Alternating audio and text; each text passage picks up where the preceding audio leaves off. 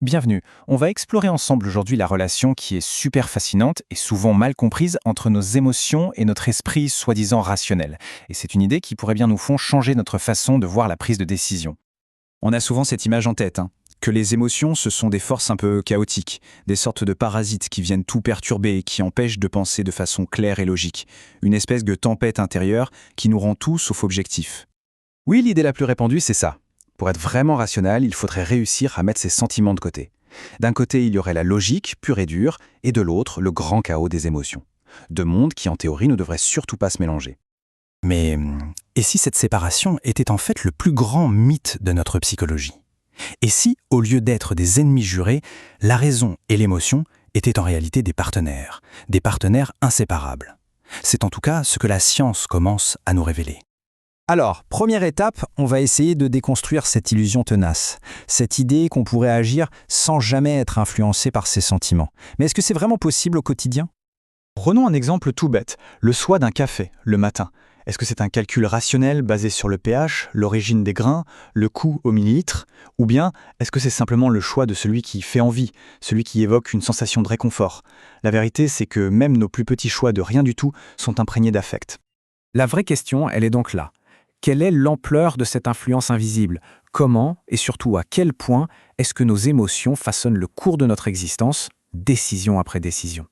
Pour répondre à ça, il faut aller voir du côté de la science. Et il se trouve que notre cerveau possède un mécanisme absolument fascinant qui agit comme une véritable boussole interne, là pour nous guider. Ce concept, ce sont les marqueurs somatiques. Il faut les imaginer comme des signaux d'alerte corporelle. Ce ne sont pas juste des sensations vagues, non, pour le cerveau, c'est de l'information pure et dure. Un mauvais pressentement avant de signer un contrat, eh bien c'est le cerveau qui est en train d'analyser des données corporelles que l'esprit conscient, lui, n'a même pas encore traitées. Cette idée, qui est quand même révolutionnaire, on la doit en grande partie au neuropsychologue Antonio Damasio. C'est lui qui a démontré que l'émotion, ce n'est pas une simple pensée abstraite, c'est une conversation constante entre le corps et le cerveau, où le cerveau écoute très attentivement ce que le corps est en train de lui dire. Et cette réaction, elle est totale. Quand on ressent une émotion forte, c'est tout notre être qui y participe. Le visage change, la posture se modifie, la chimie interne est complètement bouleversée. C'est un système hyper complexe, conçu pour nous préparer à l'action, et bien plus rapidement que ne le pourrait une analyse purement logique. D'accord, mais cette boussole interne, elle ne fonctionne pas en vase clos. Si nos émotions sont si puissantes, alors quelles sont leurs conséquences concrètes dans le monde qui nous entoure? Il y a des domaines qui ont saisi cette logique bien avant tout le monde. La publicité, par exemple. Elle ne vend pas tant un produit que l'émotion qui va avec. En associant une voiture à un sentiment de liberté, ou un soda à la joie, elle crée en nous ces fameux marqueurs somatiques positifs. Et le jour du choix, cette intuition nous guide alors vers la marque qui a réussi à générer la meilleure émotion. Malin. Mais il y a un phénomène qui est encore plus puissant que la persuasion, c'est la contagion.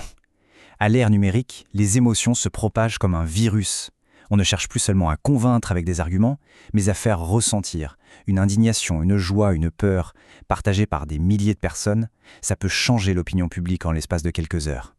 Une étude célèbre et assez controversée d'ailleurs l'a démontré de manière spectaculaire. En modifiant simplement le fil d'actualité de centaines de milliers d'utilisateurs pour y montrer plus de contenu positif ou au contraire plus de contenu négatif, des chercheurs ont observé que l'humeur des gens changeait. Ceux qui étaient exposés à la positivité devenaient plus positifs et inversement. C'est la preuve qu'on absorbe littéralement les émotions de notre environnement numérique. Maintenant attention, parce que pour comprendre la mécanique fondamentale derrière tout ça, la contagion, la reconnaissance des émotions, la science a dû faire un détour complètement inattendu, un vrai plot twist scientifique. La clé du mystère ne se trouve pas du tout là où on l'attendait. Pour décrypter les circuits neuronaux de l'empathie et de la lecture des émotions, des chercheurs se sont tournés vers un modèle animal. Et voilà la découverte. Des souris qui avaient une certaine mutation génétique avaient énormément de mal à faire la différence entre une autre souris stressée et une souris calme. Regardez le graphique. La première barre, bien haute, montre que les souris normales font clairement la différence. Mais la deuxième barre, beaucoup plus basse, montre que les souris mutantes, elles, ont un intérêt quasi neutre. En gros, elles n'arrivent pas à lire l'état émotionnel de l'autre. La question était donc évidente. Mais qu'est-ce qui ne fonctionnait pas correctement là-haut? Et la réponse est fascinante. Ce n'était pas un manque d'activité cérébrale, mais au contraire un excès de synchronisation. Les neurones de leur cortex préfrontal, la zone du jugement, chantaient tous en chœur de façon si parfaite que ça créait une sorte de bruit de fond neuronal. Ce vacarme électrique brouillait les signaux sociaux subtils et les empêchait de décoder l'émotion de l'autre. Autrement dit, c'est l'excès d'ordre qui créait le chaos. Incroyable, non? Alors après ce détour par la neurologie des souris, qu'est-ce qu'on peut retenir de tout ça pour notre propre expérience? Pour cette fameuse relation entre la raison et l'émotion. Voilà les 3 leçons essentielles. Premièrement, nos émotions ne sont pas l'ennemi de la raison. Elles en sont une composante vitale.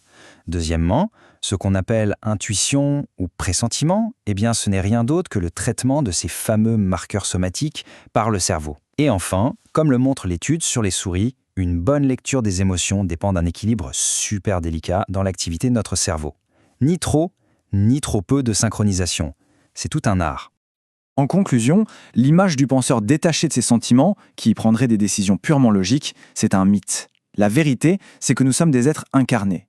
Notre raisonnement est ancré dans notre corps, et chaque décision, absolument chaque décision, est le fruit d'une collaboration entre ce que l'on pense et ce que l'on ressent. Il reste alors une question. Pour chaque décision qui a été prise au cours de la journée, quelle émotion, même la plus subtile, se cachait vraiment derrière? La réponse, pour quiconque s'y penche un instant, est souvent très surprenante.